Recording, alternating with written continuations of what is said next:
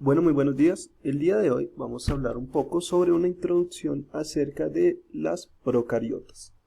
Recordemos que nosotros hemos visto un poco acerca de cómo funciona la célula y cómo ésta pues intercambia nutrientes a partir de su membrana. Ahora, ese tipo de transporte celular que nosotros hemos trabajado no siempre tienen relación con un tipo de célula específico que nosotros siempre conocemos, que son por ejemplo las células animales de nuestro cuerpo, ¿no? Es decir, nuestros glóbulos blancos, nuestros glóbulos rojos, etcétera, sino que también existen otros tipos de células. Recordemos que pues, los organismos se dividen normalmente en, pues hay varias categorías, pero podemos decir que los organismos se dividen entre células, organismos unicelulares y organismos pluricelulares. Nosotros, los animales, por ejemplo, o las plantas, son organismos pluricelulares, es decir, son formados por más de una célula y pues muchas veces esas células tienen trabajos o ciertos objetivos específicos que son los que terminan generando tejidos y órganos particulares para ciertos comportamientos. Nuestras células, animales, vegetales en general, son denominadas eucariotas. Las células eucariotas son aquellas células que tienen organelos. Recordemos que pues las células no tienen órganos como tal, pero sí tienen diferentes compartimientos dentro de sí misma que cumplen diferentes funciones muy particulares. Es decir, por ejemplo, en el caso de las eucariotas tienen un núcleo que está separado del resto de la célula por una membrana y ese núcleo cumple la función de tener su material genético en el centro, ¿no? Adentro suyo. Asimismo, pues tienen otros organelos, por ejemplo, el aparato de Golgi, que lo que tiene como función es excretar ciertas sustancias que están generándose dentro de la célula, etcétera. ¿Sí? Esa compartimentalización que tienen las células eucariotas, pues hacen que sean mucho más eficientes y de esa manera se juntan entre ellas, pues para formar, como dijimos, un individuo. En el caso nuestro, pues tenemos células sanguíneas, células de los huesos, células nerviosas, como son, nosotros sabemos, las neuronas, etc. Pero también hay otro tipo de células que nosotros también conocemos, que son, un ejemplo clásico serían, por ejemplo, las bacterias. Nosotros, como dijimos, sabemos que existen dos tipos de clasificación entre las células, o los organismos pluricelulares y unicelulares. Los unicelulares, organismos unicelulares, son aquellos organismos en los cuales simplemente son una única célula. Todos los procesos los realiza la misma célula y son individuos de una sola célula. Ahora, existen individuos que son tanto eucariotas, es decir que, como dijimos, tienen un núcleo definido y tienen varios organelos que cumplen diferentes funciones, y también, en su mayoría o todos, las células procariotas o individuos que son procariontes tienen ciertas particularidades y en su mayoría son todos unicelulares. Entonces en esta ocasión vamos a hablar de esos individuos procariotas o muchas veces llamados también procariontes o también procaria, ¿sí? Y vamos a ver un poco sobre su genética, vamos a ver un poco sobre su estructura y posteriormente, en clases posteriores, hablaremos un poco más de cómo se comportan y cuál es su importancia muchas veces biotecnológica o también pues para diferentes procesos que también nosotros los seres humanos necesitamos. Entonces, las procariotas son, por definición, células que no tienen núcleo definido, es decir, su material genético se encuentra en el citoplasma, en una región específica que se llama el nucleoide, pero no es un núcleo, es decir, no está dividido por una membrana específica, sino que simplemente tienen pues una región en donde encuentran su ADN, pero no está dividido por una membrana. Igualmente con los demás procesos no están realizados por membranas, es decir, no tienen organelos, sino que todos sus procesos se dan como tal en el citoplasma. Y tienen pues algunas diferencias con los eucariotas en cuanto a su pared celular, etc. Ya lo iremos mirando.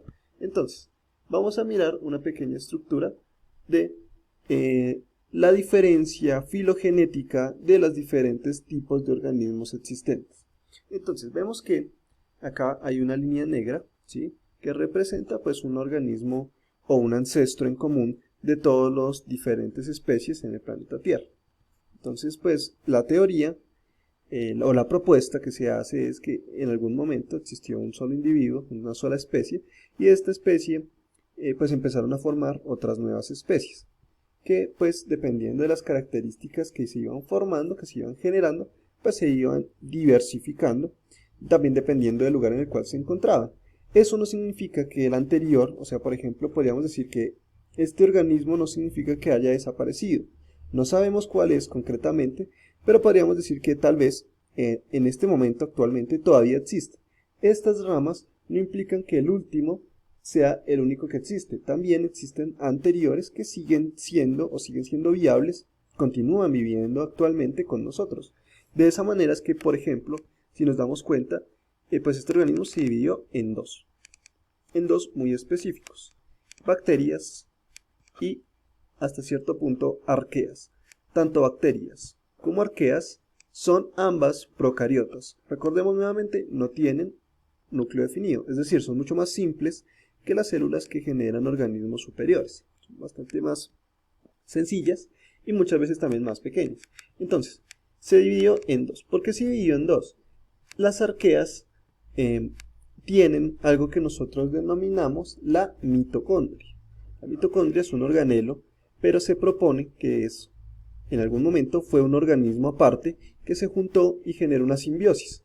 Entonces, las arqueas ya tienen, bueno, no tienen mitocondria, eso se continúa acá en los eucariotas, pero las arqueas tienen una similitud bastante más grande con nosotros, a pesar de que son pues procariotas que no tienen núcleo, tienen una similitud más cercana con nosotros que con las mismas bacterias, y es porque en su ribosoma pues tienen características más similares con nosotros que con las bacterias, evidentemente con el ribosoma, pero bueno, muy específico, ¿sí? Y también pues un poco lo que tiene que ver, tiene cierta similitud con la mitocondria. Entonces se propone que las arqueas se juntaron con otras células y esas fueron las que formaron de ahí en adelante las eucarias, es decir, las arqueas son más antiguas que el resto de las células eucarias. Ahora, las bacterias, como dijimos, pues son procariontes, ¿sí? Hay muchos tipos, acá los podemos observar, se fueron diversificando dependiendo del medio en el cual se encontraban y tienen como característica que son procariontes. Las arqueas, a pesar de que tienen mayor relación filogenética con nosotros, los eucariotas, también son considerados procaria. Son procariotas porque nuevamente no tienen núcleo definido ni tampoco tienen pues organelos.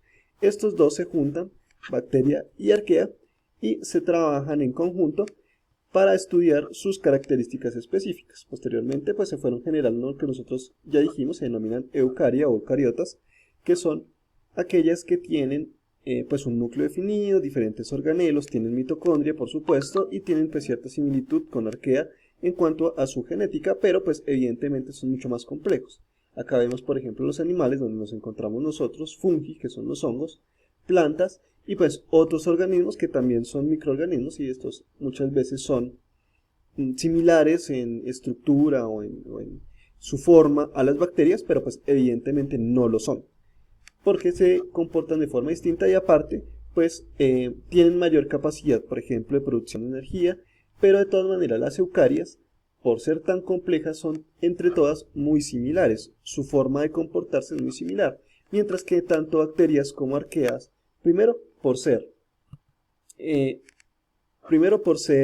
un poco pues anteriores, por encontrarse en lugares de difícil acceso y también pues por su simpleza tienen una gran variedad de metabolismos que iremos trabajando. Estos pues son diferentes cada uno entre ellos y pueden consumir por ejemplo diferentes tipos de nutrientes, pueden vivir con o sin luz, pueden ser o no fotosintéticos, es decir, tienen la capacidad de ser muy variados entre ellos. Podemos ver que las procariotas, como dijimos, son en dos tipos, bacterias y arqueas.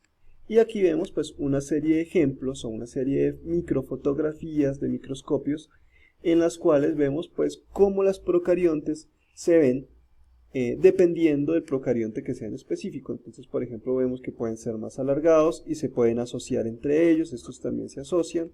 pueden estar de forma individual. Acá vemos unos pequeños puntos que también son procariontes. Acá vemos pues otros tipos de fotografías, pueden estar ciliados, pueden ser largos, pueden ser cortos. Es decir, son tan diversos que sus formas también nos ratifican que pues son muy diferentes unos de otros. Así que tendríamos que trabajarlos hasta cierto punto incluso individualmente para saber las características particulares de cada especie. Así como sucede pues obviamente también en el reino animal, por ejemplo, en el cual todos los animales son diferentes, pero podemos ver que la diversidad microbiana muchas veces es mucho más amplia que la que nosotros vemos de forma macro normalmente en la naturaleza. Entonces, son de relevancia y son muy importantes estos organismos, primero porque evidentemente son los que nos generan muchas enfermedades que pueden llegar a afectarnos gravemente, y por otro lado, también en contraste, pues pueden generar muchas veces esos tratamientos que se necesitan para las enfermedades generadas por otros microorganismos. Muchas veces esos microorganismos generan antibióticos, nos sirven para producir medicamentos, ya veremos cómo se hace, por ejemplo modificando su material genético para producir, por ejemplo, la insulina, etcétera, ya lo veremos. Y pues por eso es de gran importancia y de gran relevancia trabajar o comprender cómo funcionan los organismos procariontes. Ahora, vamos a ver la estructura general de un procariota. Entonces, ¿cómo se ve? Acá en la parte interna, esto que está acá, se denomina nucleoide, que como nosotros dijimos es el lugar en el cual encontramos el material genético. A diferencia de los eucariotas, es decir, nosotros, por ejemplo, las bacterias, por poner un ejemplo, las bacterias o en general los procariontes, tienen un único cromosoma, que se denomina cromosoma circular. Acá no lo vemos de forma circular porque pues evidentemente ustedes recuerdan, el ADN pues es una gran cadena muy larga de información, entonces pues ese círculo debe super enrollarse entre sí mismo, generando pues esta estructura, pero finalmente si nosotros lográramos abrir ese ADN, desenrollarlo, sería un círculo y se denomina un cromosoma circular. Los procariontes solo tienen un cromosoma, a diferencia por ejemplo de nosotros que tenemos 46, ellos solamente tienen uno, en donde guardan toda su información acerca de su comportamiento, ¿no?